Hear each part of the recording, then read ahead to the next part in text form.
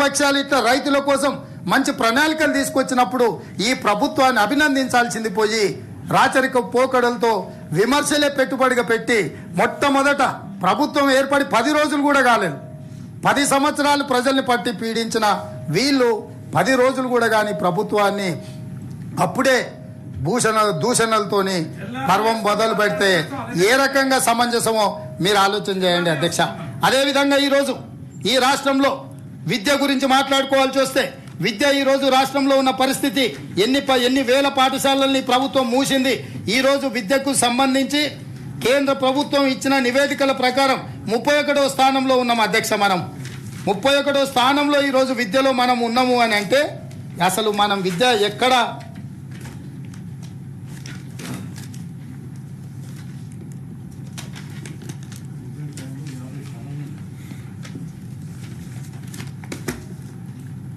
School ఎడ్యుకేషన్కి సంబంధించి అధ్యక్ష నేషనల్ అచీవ్మెంట్ సర్వే ర్యాంకింగ్ 31వ స్థానం.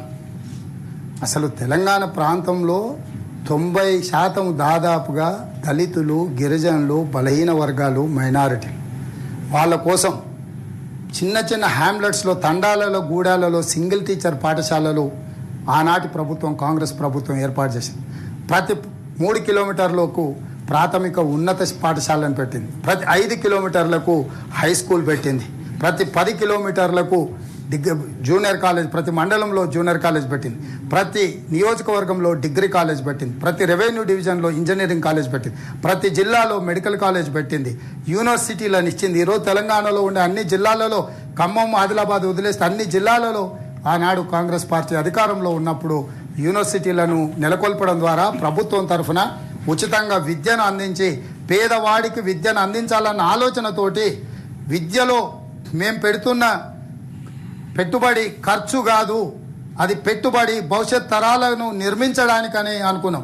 ఆ రోజు 6.5% బడ్జెట్లో విద్యకు మేము కేటాయిస్తే గతంలో ఉన్న పాలకులు 3.1% విద్యకు నిధులను కేటాయించారు అధ్యక్ష. అంటే వాళ్ళ దృష్టిలో పేదవాడి చదువుకుంటే సింగిల్ టీచర్ స్కూల్స్ 6,354 పాఠశాలలు దాదాపుగా మూసిందని ఒక లెక్కలు ఉన్నాయి అధ్యక్ష. నేను ఈ మధ్యకాలంలో తెప్పిస్తే 12,000 వరకు పెరిగిన రేషనలైజేషన్ పేరు మీద వివిధ కారణాల చేత వాటి లెక్కలు మళ్ళా నేను ముందు KG to PG ఉచిత నిర్బంధ విద్యను అందరికీ అందిస్తామని చెప్పి పేదవాడు నివసించే తండాలలో, గూడాలలో ఉండే సింగిల్ టీచర్ పాఠశాలలన్నీ మూసివేయడం ద్వారా, పేదవాళ్లకు విద్యను దూరం చేయడం ద్వారా, పేదవాళ్ళు వాళ్ళ హక్కుల గురించి మాట్లాడకుండా, వాళ్ళ అధికారం, వాళ్ళ అవకాశాల గురించి వాళ్లకు అవగాహన కలగకుండా ఈరోజు విద్యను దూరం చేసే ప్రయత్నం చేస్తున్నారు.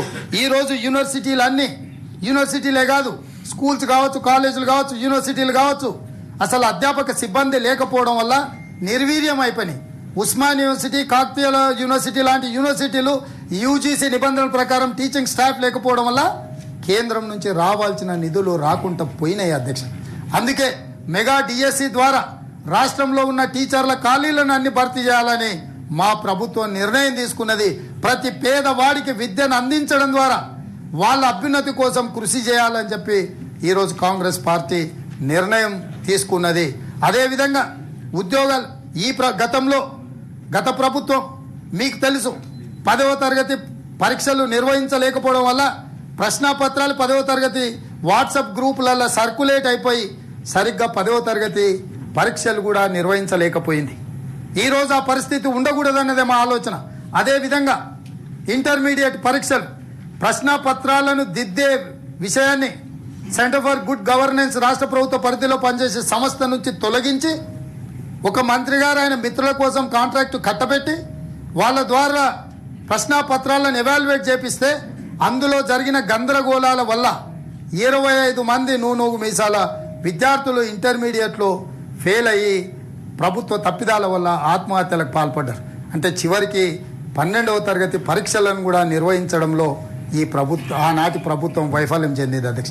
అదేవిధంగా తెలంగాణ పబ్లిక్ సర్వీస్ కమిషన్, దేశానికే తలమానికమైన Telangana public service commission rehabilitation సెంటర్గా మారి, రాజకీయ పునరావాస కేంద్రంగా మారి సభ్యులను గ్రూప్ 1 అంటే రాష్ట్రాన్ని 35 సంవత్సరాలు నడిపి వాళ్ళు ఎక్కడికో ఒక IASలో ఒక ఉన్నత స్థానానికి ఎదగాల్సిన గ్రూప్ 1, గ్రూప్ 2 పరీక్షల్ని నిర్వహించే బాధ్యతను కనీస విద్యా అవగాహన లేనోళ్ళని సభ్యులుగా నియమించడం ద్వారా అసలు నియమ నిబంధనలను ఉల్లంఘించి నియమించడంతో చివరికి రాష్ట్ర హైకోర్టు ప్రభుత్వానికి సూచన చేసింది.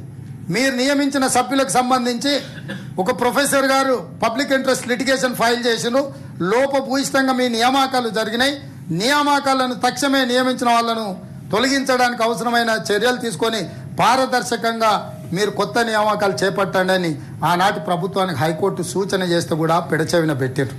ఆ పెడచెవిన పెట్టడంతో ఆ సభ్యులు నిర్వహించిన పరీక్షలు, ప్రశ్న పత్రాలు, అక్కడ సిబ్బంది అంత కీలకమైన శాఖలో అవుట్సోర్సింగ్ వల్లనో లేకపోతే పక్క రాష్ట్రాల నుంచి వచ్చిన అధికారులను నియమించడం వల్ల అక్కడ జరిగిన తప్పిదాలతోని 16 ప్రశ్న పరీక్షలు నిర్వహించిన తర్వాత వాటి అన్నిటిని రద్దు చేసుకోవాల్సిన పరిస్థితి వచ్చింది. ఆ ప్రశ్న పత్రాలు జిరాక్స్ సెంటర్లలో పల్లి బఠానాలలాగా కొనుక్కునే పరిస్థితి వచ్చింది. అయినా ఈ ప్రభుత్వం మేల్కొనలేదు, అయినా ఈ ప్రభుత్వం బాధ్యతను గుర్తించలేదు. తక్షణమే ఆ ఆరోపణ వచ్చినప్పుడు ప్రభుత్వం సమీక్షించి ముఖ్యమంత్రి గారే అధికారులను, విచారణ అధికారులను పిలిపించి జరిగిన తప్పిదాలను తెలుసుకుని తక్షణమే వాళ్ళను పిలిచి, వాళ్ళు కాన్స్టిట్యూషనల్ బాడీస్ ముఖ్యమంత్రి గారు రద్దు చేయలేరు కాబట్టి వారికి సూచన చేసి జరుగుతున్న పరిణామాలను వివరించి గవర్నర్ గారి దగ్గరికి వెళ్ళి నివేదిక సమర్పించి వాళ్ళని రాజీనామాలు చేయించి కొత్త బాడీని కాన్స్టిట్యూట్ చేసి తక్షణమే నియామకాల మీద చర్యలు చేపట్టినుంటే ఇవాళ 30 లక్షల మంది నిరుద్యోగ యువకులు ఇవాళ అశోక్ నగర్ చౌరస్తాల్లో, దిల్సుఖ్నగర్ చౌరస్తాల్లో, అమీర్పేట్ చౌరస్తాల్లో, కుకట్పల్లి చౌరస్తాల్లో అనాథలుగా తిరగాల్సిన పరిస్థితి ఉండకపోతుంటే అధ్యక్ష, ఇవాళ నిజంగా తల్లిదండ్రులు గ్రామీణ ప్రాంతాలలో తమ పిల్లలు పీజీలు పిహెచ్డీలు చదివి ఒక ఉన్నత స్థాయికి చేరి బంగారు భవిష్యత్తు నిర్మించుకొని 6 గాళ్ళం కష్టపడ్డ మాకు కాస్త ఆసరా అవుతారని అనుకుంటే 10 సంవత్సరాలైనా ఈ ప్రభుత్వాలు నియామకాలు చేపట్టకపోవడం వల్ల ఈరోజు వాళ్ళందరికీ అన్యాయం జరిగింది. అందుకే అధ్యక్ష, తెలంగాణ పబ్లిక్ సర్వీస్ కమిషన్ని రాగానే కఠినమైన చర్యలు తీసుకొని నేరాలకు పాల్పడ్డ వాళ్ళని శిక్షించి ఎంత వారినైనా ఉపేక్షించము, మేము సిట్టింగ్ జడ్జితో విచారణకు ఆదేశిస్తామని చెప్పడమే కాకుండా సభ్యులందరినీ మా ప్రభుత్వం పిలిచి మాట్లాడి వారికి సూచన చేసి రాజీనామాలు చేయండి అని చెప్పినాం. ఈరోజు మేము 2 లక్షల ఉద్యోగాలు ఇస్తాము అని చెప్పినాం, అవహేళన చేశారు. మేము ఎన్నికల మేనిఫెస్టోలో 6 గ్యారంటీలు ఇచ్చినాం. మహిళలకు మహాలక్ష్మి పేరు మీద 2,500 రూపాయలు మేము ఇస్తామంటే గత ప్రభుత్వంలో ఉన్న వాళ్ళు 3,000 రూపాయలు ఇస్తామన్నారు. మేము చేయుత పథకం కింద పెన్షన్ 4,000 రూపాయలు ఇస్తామంటే గత ప్రభుత్వంలో ఉన్న వాళ్ళు 5,000 రూపాయలు ఇస్తామన్నారు. నేను తమరి ద్వారా వారిని అడుగుతున్న అధ్యక్ష, నేను నిరుద్యోగ యువకులకు 2 లక్షల ఉద్యోగాలు ఇస్తాను నేను చెప్పినప్పుడు ఆ ప్రభుత్వం ఏమనాలి? ఇంకా ఉద్యోగ అవకాశాలు పెంచి 2.5 లక్షలు ఇస్తానని ఆనాటి ప్రభుత్వం ముందుకు వచ్చేది. కానీ ఒక్క ఉద్యోగం ఇస్తానని కూడా కమిట్మెంట్ ఇవ్వలేదు. అంతా అయిపోయినాక ఒక 15-20 మందిని సెలెక్ట్ చేసి ఒక ప్రభుత్వ కార్యాలయంలో కూర్చోబెట్టి మొత్తము డ్రామా కింద మారుస్తున్నారు. మేము వచ్చిన తర్వాత ప్రక్షాళన ఇస్తాం. 10 ఏళ్ళు ఇచ్చినప్పుడు చేయని ప్రక్షాళన. పాపాల భైరవులే మీరు పాపాల భైరవులు గుండి ప్రక్షాళన చేస్తామని నమ్మించే ప్రయత్నం చేసిండ్రు. చిత్తశుద్ధి లోపించింది. అందుకే మా ప్రభుత్వం 2 లక్షల ప్రభుత్వ ఉద్యోగ ఖాళీలను ఖచ్చితంగా సంవత్సరం తిరిగే లోపల ఎవరు అడ్డుపడ్డా, ఎన్ని అభ్యంతరాలు పెట్టినా, ఎన్ని ఆటంకాలు కలిగించాలనుకున్నా ఖచ్చితంగా 2 లక్షల ఖాళీలను భర్తీ చేసే బాధ్యత మా ప్రభుత్వం తీసుకుంటుందని మీ ద్వారా నిరుద్యోగ యువకులకు నేను భరోసా ఇస్తున్నా. ఎవరు భయపడాల్సిన పని లేదు, ఎవరు ఆందోళన చెందాల్సిన అవసరం లేదు. ఆ ప్రభుత్వం ఏది జరిగినా మా గొప్పతనం అంటారు. మొన్న ఒక ఆయన నాకు కలిసినప్పుడు చెప్తున్నాడు, అన్న తెలంగాణ వచ్చినప్పుడు 10 ఏళ్ళ పిల్లగాడు ఉండే, ఇప్పుడు వాడు 20 ఏళ్ళు అయిండు, మీసాలు వచ్చినాయి. ఒకవేళ వాళ్ళకి తెలిసి మీసాలు కూడా మా వాళ్ళనే వచ్చినాయన్న ప్రభుత్వంలో ఉన్న వాళ్ళు చెప్పేటట్టున్నారని అంటున్నారు. కాబట్టి సమాజంలో కొన్ని పరిణామాలు, కొంత అభివృద్ధి, సామాజిక చైతన్యం కాలక్రమేణా ఆటోమేటిక్గా కొన్ని వస్తాయి. సో వాటిని కూడా గొప్పతనాలను తమ ఖాతాలో రాసుకోవాలనే ప్రయత్నం నుంచి బయటపడి ఈ ప్రభుత్వము ప్రజల కోసము, నిరుద్యోగ యువకుల కోసము ఒక స్పష్టమైన ప్రణాళికతో ముందుకు వచ్చినప్పుడు సహకరించి దీన్ని ముందుకు తీసుకెళ్లడానికి సహేతుకంగా సూచనలు చేయాలని ప్రధాన ప్రతిపక్షానికి నేను సూచన చేస్తున్నా అధ్యక్ష. అదేవిధంగా అధ్యక్ష, ఈరోజు మహిళలు, ఈ రాష్ట్రంలో ఉన్న పరిస్థితులు మీకు తెలుసు, రాష్ట్రంలో జరుగుతున్న పరిణామాలు మీకు తెలుసు. సింగరేణి కాలనీలో ఒక 6 సంవత్సరాల ఆడబిడ్డ మీద ఒక గంజాయి మత్తులో జరిగిన దాడి, అత్యాచారము, హత్య మీకు తెలుసు. ఈ రాష్ట్రంలో ఏ మూలను చూసినా ఈరోజు గంజాయి గురించి మాదక ద్రవ్యాల గురించి జరుగుతున్న చర్చ మనం కళ్ళారా చూస్తున్నాం, జరుగుతున్న పరిణామాలు చూస్తున్నాం. అంతకుముందు ఇట్లాంటి పరిస్థితులు లేవు. పంజాబ్లో మనము ఒక సినిమా ఉడతా పంజాబ్ చూడటమే కాబట్టి పంజాబ్లోనే ప్రత్యక్షంగా చూసి వచ్చిన. ఈరోజు అక్కడ గ్రామాలలో పేదవాళ్ళు తల్లి భార్య భర్తను కొడుకు మాదక ద్రవ్యాల బారిన పడి బానిసగా మారితే వాళ్ళ బాధ చూడలేక మాన్పించలేక కూలి పనులు చేసి సంపాదించిన సంపాదనలో సగం వాళ్ళ కోసం డ్రగ్స్ కొనిచ్చే పరిస్థితి ఈరోజు పంజాబ్ రాష్ట్రంలో మన కళ్ళ ముందు కనిపిస్తుంది అధ్యక్ష. ఇట్లాంటి పరిణామాలు చూసిన తర్వాత నిజంగానే యువతను ఉద్యోగ ఉపాధి అవకాశాలు లేక ఇట్లాంటి అలవాట్లకు బానిసలు కాకుండా ఈ పర్యవసనాలు జరగకుండా మా ప్రభుత్వం ఒక కఠినమైన నిర్ణయం తీసుకొని డ్రగ్స్ను పూర్తిగా నిషేధించి పదమే వినొద్దు, మేము తగ్గిస్తామంటలేం, మేము నిషేధిస్తామని చెప్పినాం. ఈ విషయంలో ఈ ఆనాటి ప్రభుత్వము ఈనాటి ప్రతిపక్షము బేసిజాలు లేకుండా ముందుకొచ్చి ఎస్ మేము కూడా మీతో పాటు ఉన్నాం. మిగతా విషయాలలో పరిపాలన విషయంలో వాళ్ళకి భిన్నాభిప్రాయాలు ఉండొచ్చు, రైతుల విషయంలో, విద్యార్థుల విషయంలో, నిరుద్యోగ యువకుల విషయంలో, మహిళల విషయంలో, మైనారిటీ వెల్ఫేర్ విషయంలో వాళ్ళకి మాకు భిన్నాభిప్రాయాలు ఉండొచ్చు, భేదాభిప్రాయాలు ఉండొచ్చు అధ్యక్ష. కానీ నేను అడుగుతున్న అధ్యక్ష మీ ద్వారా ప్రధాన ప్రతిపక్షాన్ని, డ్రగ్స్ విషయంలో మేము తీసుకుంటున్న కఠినమైన నిర్ణయాలను ఎందుకు వారు మనస్ఫూర్తిగా అభినందించి ముందుకొచ్చి సహకరిస్తామని ఎందుకు ఈ సభ్యులు మాట్లాడడం లేదు? ఆ సభలో చూసిన మీ నాయకుల గురించి అదే ఆ సభలో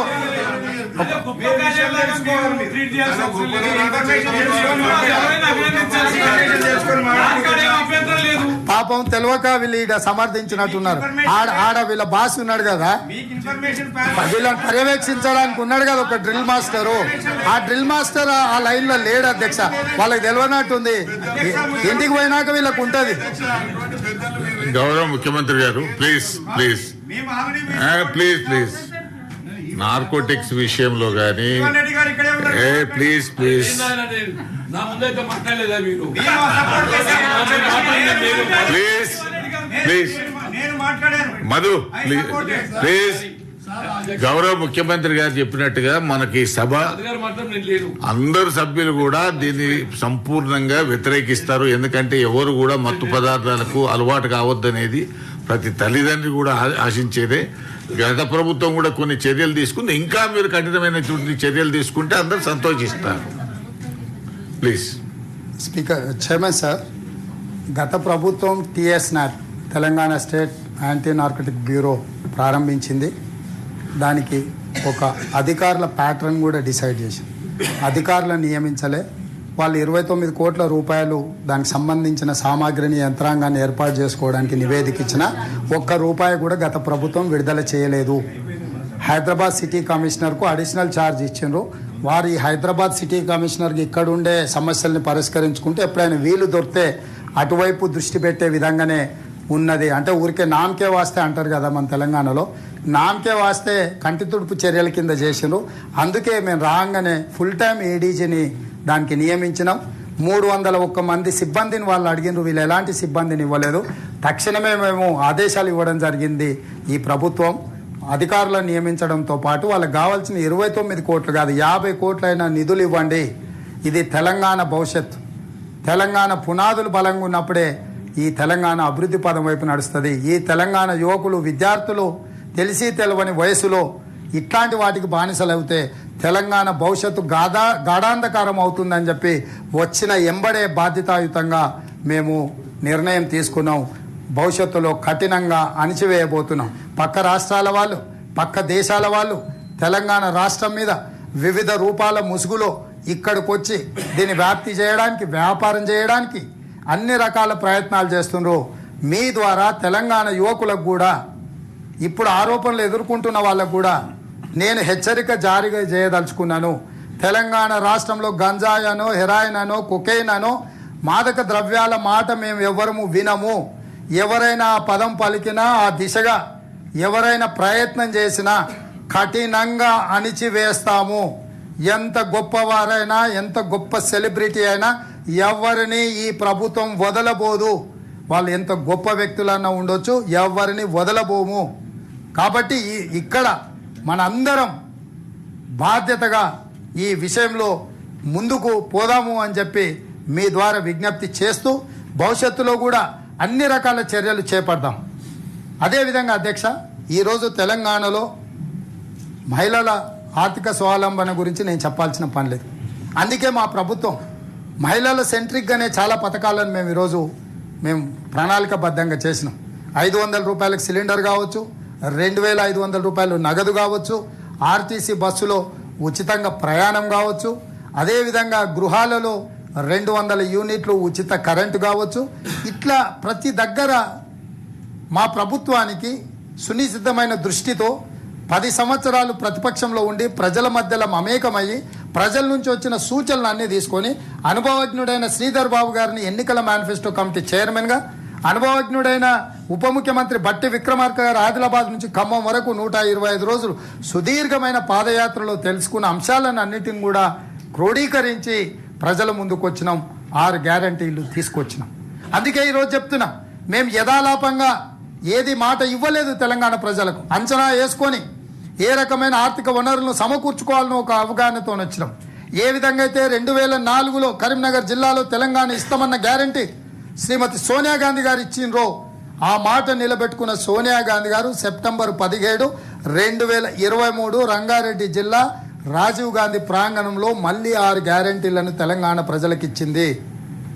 ఆమె ఆశించిన ఆకాంక్షించిన ఉద్యమాల ద్వారా 6 దశాబ్దాలు పోరాటం చేసి సాధించుకున్న తెలంగాణ ప్రజల యొక్క ఆకాంక్షలు అమలు జరగలేదు అని గుర్తించి ఒక తల్లిగా, తెలంగాణ తల్లిగా ఈ బిడ్డల యొక్క హక్కులను అభివృద్ధికి తాను పూర్తి స్థాయిలో బాధ్యత తీసుకోవాలని బాధ్యతాయుతంగా శ్రీమతి సోనియా గాంధీ గారు ఇక్కడికి వచ్చి ఆ నిర్ణయం ప్రకటించారు. ఆ విషయాన్నైనా సోనియా గాంధీ గారు ప్రకటించిన 6 గ్యారంటీలను మీరు రకరకాలుగా అవాకులు చవాకులు మాట్లాడడము అది సమంజసం కాదని చెప్పి ప్రతిపక్ష సభ్యులకు నేను చెప్పదలుచుకున్నాను అధ్యక్ష.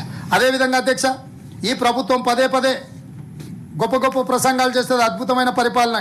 ఒక 4-5 అంశాలు చెప్పదలుచుకున్న మిగతా అన్ని విషయాలు మళ్ళీ ఇంకా చాలా ప్రయాణం మనం చేయాల్సి ఉంది. ఇప్పుడు ప్రారంభమే.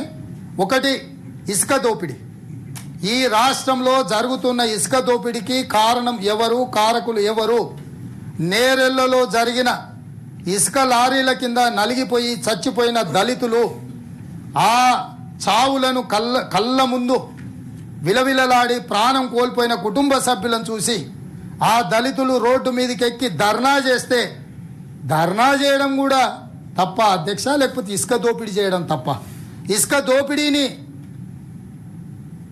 అడ్డుకుందామన్న ఆలోచన చేసిన వాళ్ళను పోలీస్ స్టేషన్లలో నిర్బంధించి కరెంటు షాకులు పెట్టి కొట్టించి సంసారానికే పనికి రాకుండా చేయడము ఇది న్యాయమా? ఉద్యమాల నుంచి వచ్చినామని చెప్పుకున్న పార్టీ ప్రాణాలు పోతే నిరసన తెలిపిన వాళ్ళ మీద నిర్బంధ చర్యలకు పాల్పడి నిరంకుశంగా హింసకు పాల్పడి పోలీసుల హింసకు పాల్పడితే అది గౌరవ మున్సిపల్ శాఖ గత మంత్రి, ఈరోజు శాసనసభ్యుడిగా టీఆర్ఎస్ వర్కింగ్ ప్రెసిడెంట్గా ఉన్న కేటీ రామారావు గారు శాసనసభ నియోజకవర్గ పరిధిలో గ్రామం, వారు బాధ్యత తీసుకొని దయచేసి హౌస్ లో సభ్యులు కాని వాళ్ళ పేర్లు తిట్టి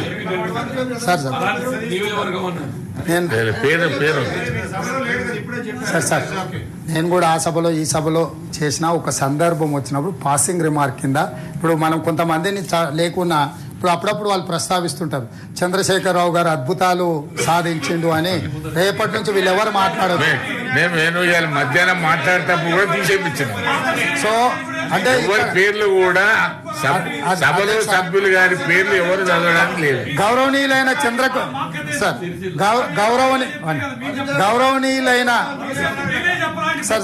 గౌరవనీయులైన చంద్రశేఖరరావు గారు ఈ సభలో సభ్యులు కాదు. ఇక భవిష్యత్తులో అక్కడ ఉన్న మిత్రులందరూ ఆ పేరును ప్రస్తావించకుండా నిషేధించినందుకు ధన్యవాదాలు అధ్యక్ష.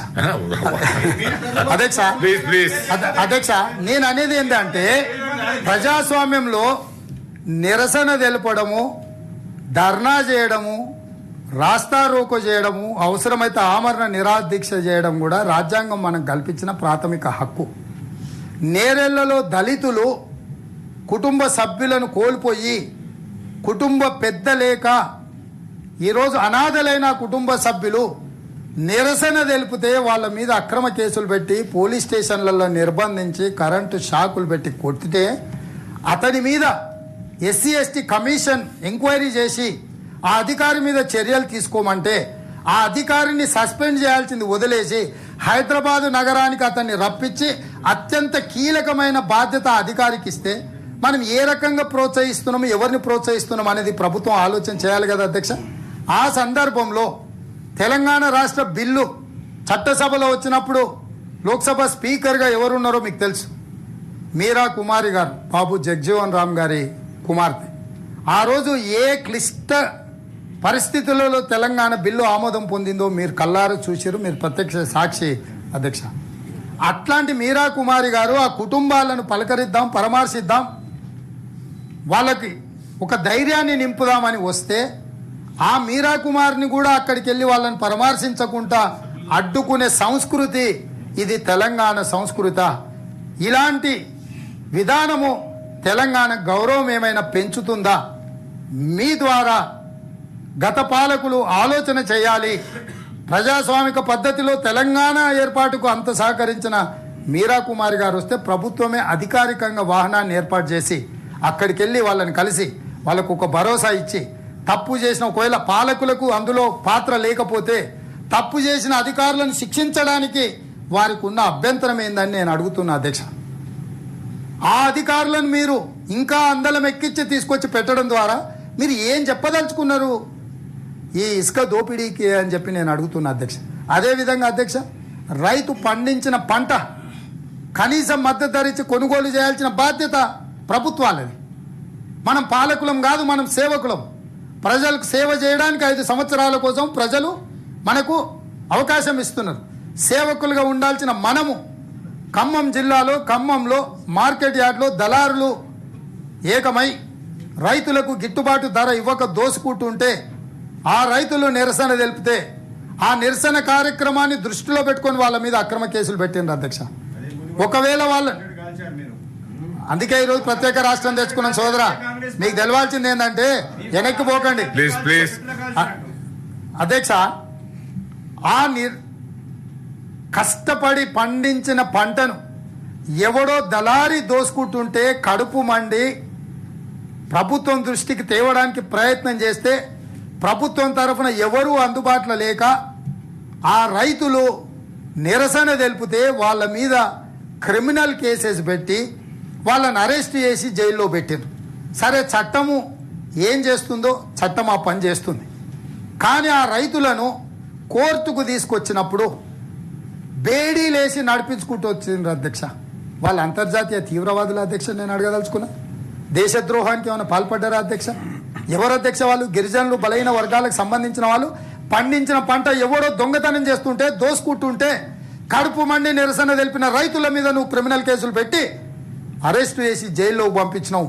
ఇదొక భాగం అయితే వాళ్ళను కోర్టుకు తీసుకొచ్చేటప్పుడు అంతర్జాతీయ నేరగాళ్లను ఐఎస్ఐ తీవ్రవాదులను తీసుకొచ్చినట్టు బేడీలేసి బజార్లను నడిపించి ఇది రైతు రాజ్యము, వ్యవసాయాన్ని పండుగ చేసినామని చెప్పుకునే హక్కు గత ప్రభుత్వానికి ఉన్నదాన్ని నేను అడుగుతున్నా అధ్యక్ష. ఆ తల్లి చిన్న పిల్లోని సంటి పిల్లోని సంకల పెట్టుకొని తన భర్తను బస్సులో ముద్దాయిగా తెస్తుంటే ఆ తండ్రి తన కన్న బిడ్డను చూడడానికి ముందుకొస్తే పోలీసులు, ఈ ప్రభుత్వం నియమించిన పోలీసు అధికారులు నిర్దాక్షిణ్యంగా ఆ భార్య బిడ్డల్ని తోస్తే ఆ రైతు ఏమనుకుంటాడు అధ్యక్ష? ఇందుకోసమైనా తెలంగాణ రాష్ట్రం తెచ్చుకున్నదని నేను అడుగుతున్నా అధ్యక్ష. ఈ కొట్లాడి తెచ్చుకున్న తెలంగాణలో 69 ఉద్యమం ఖమ్మంలోనే పుట్టింది. మీకు తెలవాలి, పాల్వంచలో మీకు అందరికి తెలుసు. అట్లాంటి చైతన్యవంతమైన ఖమ్మంలో రైతులకు అన్యాయం జరుగుతుంటే నిలబడి ప్రశ్నించినందుకు ఆ రైతుల మీద అక్రమ కేసులు పెట్టి జైల్లో పెట్టి బేడీలు వేసేయడం ఏ సంస్కృతికి, ఏ రాచరికానికి? సుప్రీంకోర్టు గైడ్ లైన్స్ ఉన్నాయి అధ్యక్ష, బేడీలు వేయకూడదు అని. సుప్రీంకోర్టు గైడ్ లైన్స్ను కూడా గత పాలకులు ఉల్లంఘించి ఆ రైతులను బేడీలు వేశాం. పరామర్శించడానికి మేము వెళ్తే మమ్మల్ని అరెస్టు చేశాం. వాళ్ళని పరామర్శించడం కూడా ప్రజాస్వామ్యంలో నేరమా అధ్యక్ష? మీరు పరామర్శించరు, మీరు అండగా నిలబడరు, మీరు ఆదుకోరు, వాళ్ళకి జరిగిన అన్యాయాన్ని మీరు సరిదిద్దరు. కానీ ప్రతిపక్షంగా మా బాధ్యతను నెరవేర్చాలనుకున్న రోజు ప్రతిపక్ష శాసనసభ్యులను కూడా మీరెవ్వరిని వాళ్ళ కనీసం దరి చేరనియకుండా అడ్డుకోవడము ఈ నిర్బంధాలు ఇది మంచిదా తెలంగాణ రాష్ట్రానికి మీరు ఆలోచన చేయండి అధ్యక్ష. అదేవిధంగా అధ్యక్ష, తెలంగాణ పబ్లిక్ సర్వీస్ కమిషన్ ఇన్ని ప్రశ్నపత్రాలు బయటకు వచ్చినప్పుడు మేమే కనిపెట్టినామంటూ సంతోషం. ప్రశ్నపత్రాలు అమ్మింది మీ పాలనలోనే, వాళ్ళని కనిపెట్టింది మీ పాలనలోనే. చర్యలు తీసుకోవాల్సిన బాధ్యత మీ మీద లేదా అధ్యక్ష? 10 సంవత్సరాలు ఇన్ని ఖాళీలు. మొదటి శాసనసభ సమావేశంలో గౌరవనీయులైన కల్వకుంట్ల చంద్రశేఖరరావు గారు మా ప్రశ్నలకు ఇచ్చిన సమాధానం, తెలంగాణ రాష్ట్రం ఏర్పడ్డప్పుడు ఉద్యోగ ఖాళీలు 1,07,000 పైచిలకు ఉద్యోగ ఖాళీలు ఉన్నాయి. సంవత్సరం తిరిగే లోపల ఇంకొక 50,000 ఖాళీలు వస్తాయి. ఈ 1,50,000 ఉద్యోగ ఖాళీలను సంవత్సరం తిరిగే లోపల భర్తీ చేస్తానని శాసనసభలో ఆనాటి గౌరవ ముఖ్యమంత్రి గారు మాట ఇచ్చారు. మరి ఈరోజు 2 లక్షల ఖాళీలు ఉన్నాయని చెప్పి ప్రభుత్వం నియమించిన పిఆర్సీ చైర్మన్ బిస్వాల్ కమిటీ నివేదిక ఇచ్చింది. అంటే తెలంగాణ వచ్చిన తర్వాత నిరుద్యోగులు పెరిగినరా, ప్రభుత్వ ఉద్యోగ ఖాళీలు పెరిగినాయా తగ్గినాయా అని నేను అడుగుతున్నా అధ్యక్ష. పదే గొప్పలు చెప్పుకుంటున్నది ప్రభుత్వం, ఆనాటి ప్రభుత్వం మేము చాలా ఉద్యోగాలు ఇచ్చినాం. చాలా ఉద్యోగాలు మీరు ఇస్తే తెలంగాణ రాష్ట్రం ఏర్పడ్డ మొదటి నాళ్ళలోనే ముఖ్యమంత్రి గారు ఇచ్చిన సమాధానము, తెలంగాణ రాష్ట్రంలో మీరు నియమించిన ఐఏఎస్ ఆఫీసర్ బిస్వాల్ గారు ఇచ్చిన నివేదిక పొంతన లేదు కదా అధ్యక్ష.